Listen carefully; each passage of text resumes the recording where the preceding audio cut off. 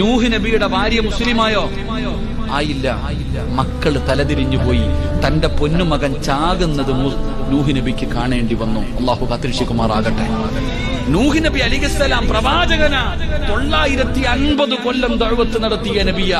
എന്നിട്ടും തന്റെ ഭാര്യ മുസ്ലിമായില്ല.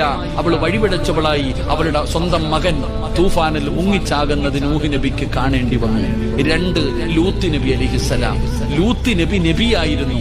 പക്ഷേ ഭാര്യ അള്ളാഹിനെ കൊണ്ട് വിശ്വസിച്ചില്ല, മകനും വിശ്വസിച്ചില്ല, തലതിരിഞ്ഞു പോയി. അള്ളാഹു കാക്കുമാറാകട്ടെ, അള്ളാഹു കാക്കുമാറാകട്ടെ. അപ്പൊ നമ്മൾ മനസ്സിലാക്കേണ്ടത്, പെണ്ണ് നല്ലവളാണെങ്കിൽ, ഭർത്താവ് കൊള്ളാത്തവനാണെങ്കിലും പെണ്ണ് നല്ലവളാണോ നന്നാക്കി കളയും.